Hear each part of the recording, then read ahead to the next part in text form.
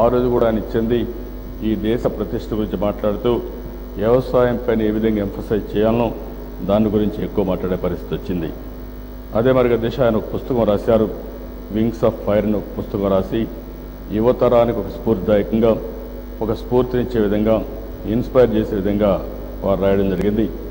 అదే మరిగా దిశ వారు ఎప్పుడూ కూడా చాలా సింపుల్గా ఒక సాధారణ కుటుంబంలో పుట్టారు, పేద కుటుంబంలో పుట్టారు.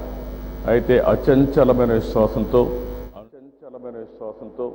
అనునిత్యం పనిచేశారు.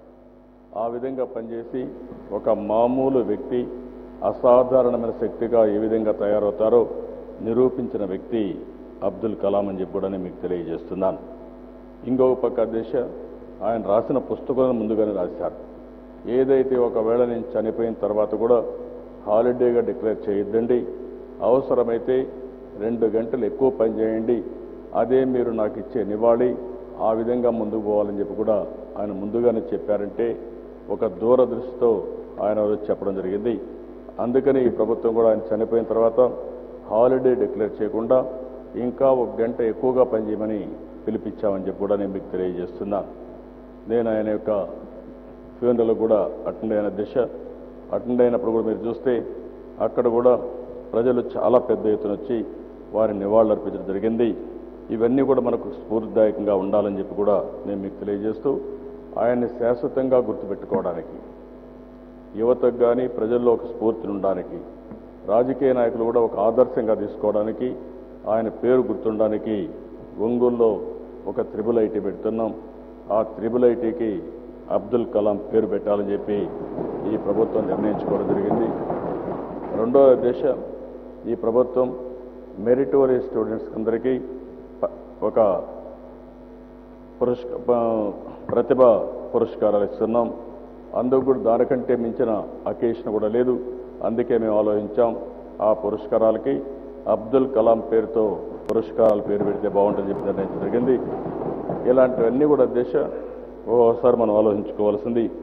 చాలామంది వ్యక్తులు పుడతారు, కానీ అదే మరి నాగార్జున యూనివర్సిటీలో అబ్దుల్ కలాం గారి విగ్రహం కూడా పెట్టాలని పిల్లలు ఎప్పుడు చూసినా ఆయనకు స్ఫూర్తినివ్వాలన్న ఉద్దేశంతో ఆ నిర్ణయం కూడా తీసుకున్నాం. అందుకని దిశ ఇదే కాకుండా దిశ ఈరోజు మీరు చూస్తే ఇవన్నీ చూసిన తర్వాత అనేక సందర్భాల్లో మనం చూసినప్పుడు ఆయన చాలా విషయాల్లో ఒక ఆదర్శమైనటువంటి మెసేజెస్ కూడా ప్రజలకు ఇవ్వడం జరిగింది దిశ. అవన్నీ మనం గుర్తుపెట్టుకొని అలాంటి ఒక యుగ పురుషుడు, ఒక మహానుభావుడికి మనం ఇచ్చే నివాళి, ఆయన ఏ ఆశయాల కోసమైతే పరితపించారో, ఏ ఆశయ సాధన కోసమైతే నిరంతరం పనిచేశారో, ఒక సాధారణ కుటుంబంలో పుట్టి ఒక అసాధారణమైన వ్యక్తిగా ఈ విధంగా తయారయ్యారో దాన్ని మనం ఆలోచించుకొని ఆ స్ఫూర్తి తీసుకొని ఆయన ఆలోచించిన విధానాలకు కానీ మనం పనిచేయగలిగితే, ఆ స్ఫూర్తితో మనం పనిచేయగలిగితే అదే ఆయనకు నిజమైన నివాళి. అలాంటి సందర్భంలో మనందరం కూడా దానికి అంకితమైన భావంతో పనిచేయాలని మరొక్కసారి కోరుకుంటూ, ఆయన ఇంటికాడ కూడా మేము చూసాం అధ్యక్ష, ఆయనైతే పెళ్లి కూడా చేసుకోలేదు, కానీ ఇంటి దగ్గర చూస్తే వాళ్ళ బ్రదర్ మాత్రం ఉన్నారు. ఆయనకు వచ్చినటువంటి భారతరత్న అవార్డు ఇవన్నీ కూడా వాళ్ళ ఇంటి దగ్గరనే పెట్టే పరిస్థితికి వచ్చిందంటే అది ఆయన చూపించిన ఆదర్శం, ఆయన ఇచ్చిన స్ఫూర్తి అని చెప్పి మీకు అందరికీ తెలియజేసుకుంటూ మనందరం కూడా ఆయనకు నివాళులు అర్పిస్తున్నాయి. ఆయన ఆశయ సాధన కోసం మనం పనిచేయాలని చెప్పి పిలిపిస్తూ చేస్తారని చెప్పి ఆశిస్తూ మీ దగ్గర సెలవు తీసుకుంటారు. అది